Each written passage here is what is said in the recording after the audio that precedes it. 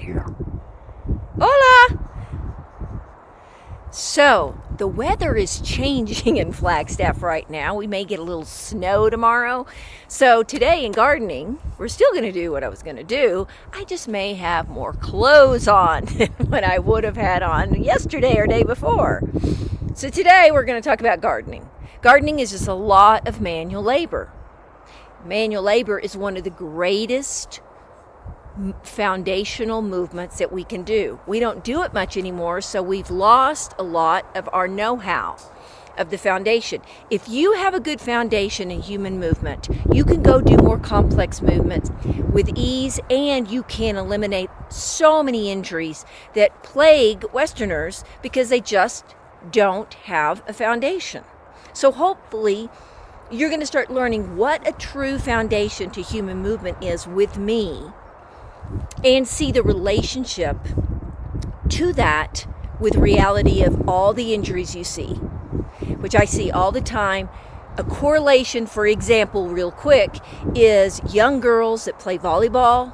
They jump in the air, they land, and they blow their knees out. That's not normal. I've treated those girls. It seems to be an epidemic that's still going on, and it is a lack of foundational movement that they don't have in their life. That is, I'm not going to say that's the only thing and only reason it happens, but I want you to understand that the foundation of human movement can eliminate so many issues that we see today. Anyway, here we go. Off of that, on to mulch. So what I'm going to do right now is I'm going to go over here. I'm going to pick up this mulch out of a wheelbarrow, let you watch me do it, move it over here, and then sit down and talk about some ways to garden. So here I go. Come over here. Now most people would see this wheelbarrow and the mulch and think, oh, I can't do that, it'll hurt my back. Well, in reality, it will strengthen your back if you just understand basically how to bend from the hips. And you've really got to understand bending is for your whole spine, not just low back. So as I bend over, I have a small arch in my back. I have a lot of stability in my spine. But if I begin to slump and pick this up from my neck and mid-back, I'm going to really have problems. But if I am strong and mobile, I can pick this thing up. Whoops! I can put it on my shoulder. I can bring it over. I can set it down. And I worked my balance. You saw me. Worked balance, strength, mobility. It's all there. Okay. So, I'm not going to get into mulching today. I'm going to get into pulling weeds and how you can begin to start to change the integrity of your movements, your spine, by using a small little tripod chair. This is a hunting chair. All right. A lot of people don't have the mobility yet that I have. So how can you still garden and work on your mobility and strength at the same time? Well, if I sit, I take my butt back, put my fingers in the groove, I sit on my crotch. Y'all have seen that a million times on my videos. Then I am lower. I'm in a semi-squat, but I'm in a healthy squat. There's a lot of squats out there that really aren't anatomically correct. And when something's not anatomically in the right position, you begin to wear yourself out. If you do it over and over again, you're going to wear yourself out in a way that will create an issue. So why not just do it right the first time? So here I am. I can sit in here, and you can work right here on your range of motion. You're up higher. You know what, Lisa Ann, I would like you to move your chair close, come towards me a little. Okay, over here. That's perfect. Okay, here I am. Okay. We can see you better. Okay, good. Okay, so now I'm in this situation. Perfect. I'm going to turn a loop. All right, so now you can see me even better from that side. So you may not have a groove, but you can work on one. So I'm feeling stretch. Well, I don't feel stretch, but you will feel stretch in your hips. And that's good. You want to feel it somewhere in your hamstrings or hips. Then you know you're doing the right thing and your back should feel comfortable. So then I can bend over and I can begin with a straight spine to pull this weed. I don't have my diggers right now, but I can be working in the ground. Plus I also have a lot of pine needles I got to clear some more of. And I can be working right here, bending, okay? Now, I don't wear knee pads, but you can wear knee pads and do this next step. It doesn't matter. Knee pads are great. Sometimes I'll use a slider, a furniture slider, and I can go down on one knee. Actually, I'm going to go down on the other knee. I'm going to go down on my left knee and put my right leg out. This is called pulling the weeds. I'm going to move myself again. This is called pulling the weeds in my book.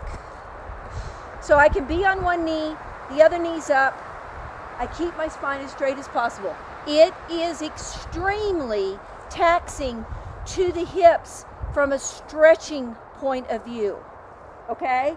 So I can go over and I keep my spine straight. I can work. This is a little more advanced. And the reason it's more advanced is because it demands more range of motion in your hips. Okay? Now, my favorite is just standing and bending. So, I do a lot of turning my thighs out, spine straight, and just looking like this and working this way. I have a lot of range of motion in my hips. How did I gain it? By doing this. By using things in my life to cause me to have to get more range. So the end of the day, you're tired in a good way. So here's the tool to sit in. People love these. They're cheap. They're just hunting chairs. Or there's other chairs that are a little taller that are tripods that you can get online. So depending on your height. But this right here is an elevated squat. The key is I'm sitting on my crotch and I have a slight arch in my back and my spine stays in line. I don't bend at the waist. I keep as much, alignment as I can. And if I do that, then I get range of motion. And once I get range of motion in my hips, I just get stronger and it gets easier. There's a learning curve. Anything worth your time, it has a learning curve.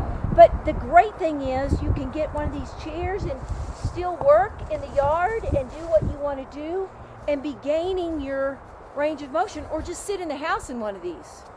A lot of times you can just say, well, look, I can't do that. I'm just going to sit in the house and get range of motion before I put this out in my life in the yard. That's fine too. Know thyself, So, that's not bad. That was kind of fun. We'll do some more gardening later when the weather's better. But see how my butt goes up and I come up and I stand up.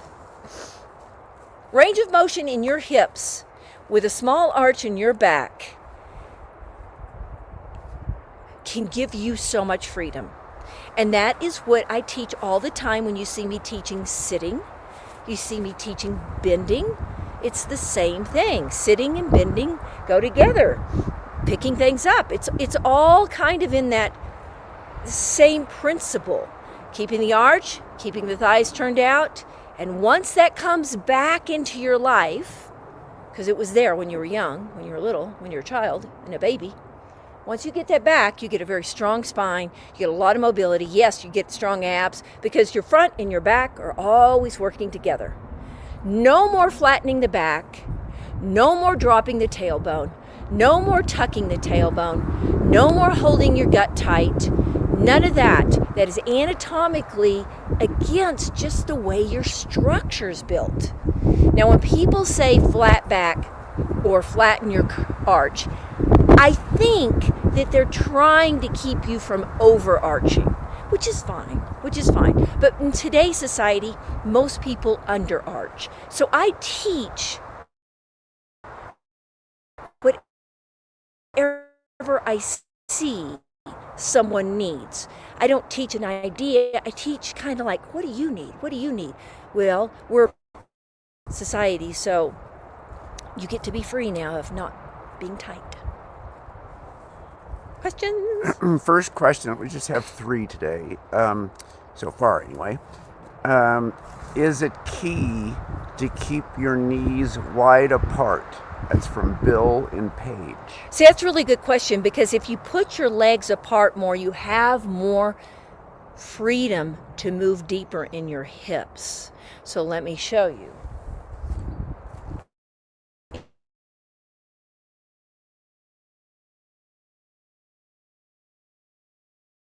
If I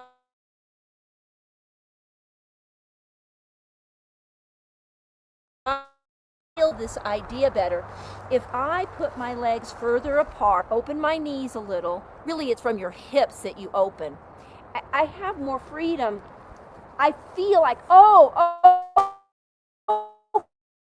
okay, there's my groin, there's my crotch, there's my inner thigh. You begin to get more flexibility and strength in there, which is what. So having the legs further apart early, more often my legs are further apart if I need to go deep and I need to go down deeper. Very good question. This is from Angie here in Flagstaff. What's better, being on my knees or squatting in the chair? I think squatting in the chair, because I think you'll do it, you'll be more comfortable, and I think you will find you get results better, and you will be able to rest while you're working with ease. I'm a very big believer in trying to make these movements more comfortable while you're learning them, because you'll relax more. There is an element of relaxation. If I'm sitting in that chair in my crotch, I'm like, oh good, well a lot of my weight is just in the chair. Now I can focus on my spine and bending. So the knee one is a little advanced, so you can have that later. I would do the chair. Let's see here. This is from Carla in Tucson. She says, the bag really worries me. Why were we told all of our lives not to bend and lift? Yeah, I know. There's a lot of things you've been told all your life not to do, and and if you'll study a little bit of where we get these ideas, which is what I did when I wrote my book in the 90s, I was very curious of where did we get this whole idea of squatting to lift? Where did we get the idea of not bending to lift? But what you ought to do for your own satisfaction is you ought to go online and start to look at indigenous people and how they bend and how they carry things, and start to look and see that there are people in the world that live off of the land that really, that's where I learned this, is that they use these principles and they bend and lift that way. And much of what we believe and tell in the medical community today, I think, is built on a more industrial society. You know, it was really 1920s is when we became more, less living off the land and, you know, more thinking about how things should be. And so when you take that advice, you have to be careful from the people you're taking it. It's like if I'm going to learn basketball, I'm going to go to somebody who's really good at basketball.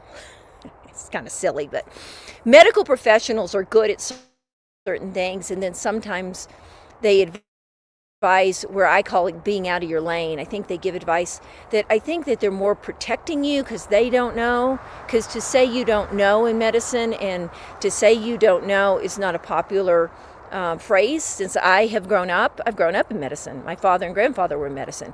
So I'm around medicine, and all I can say is that there are so many positive things, but in some areas, like in manual labor, I don't think the medical community is real savvy in that area. That's how I fell into what I do, or did fall into it in the 90s. This is from John in Flagstaff. Last question. Are there ways we can learn how to properly bend and lift in stages? Yes. You can do this in stages. And be careful with the word proper.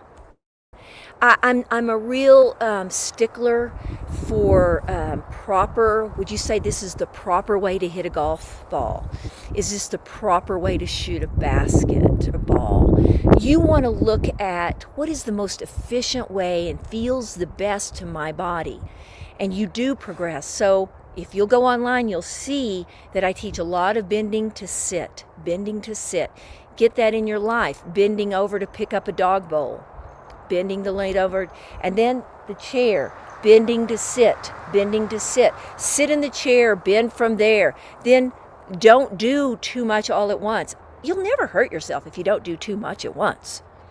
Small bites. See So what what you you're think. saying is bend and lift and add weight, progressively more Yes, weight? I would add more weight. For picking up, if this woman from Tucson, if you were with me, I could help you lift that bag of mulch in an hour if you didn't have a serious back issue where I would never want you to take that chance. I could show you in an hour how to do that with ease. You would be really like stretching and strengthening and all sorts of things. And by the end of the hour, you would feel, wow, I just worked out. But you wouldn't have hurt yourself. And that's what you need to understand. It's a progression, always a progression. So when I lift that weight, I've been doing this a long time. I would do the same thing if I were you with your laundry. Pick your laundry up just like I picked up that. Put it on your head or put it on your shoulder. But just take a few t-shirts in a basket. Pick them up. Put them up. See what happens. But find out what happens to your body when you use those principles versus just somebody telling you. Don't believe me. Test what I tell you to see if it works for you. So I think that's it for the day. It's going to snow tomorrow here, so who knows. Take care. See how, oh yeah, you're supposed to subscribe and you're supposed to share. And I'm starting to do 2 free. One yesterday. It was really cool. I'm going to do another one in a couple of weeks. So stay tuned to that.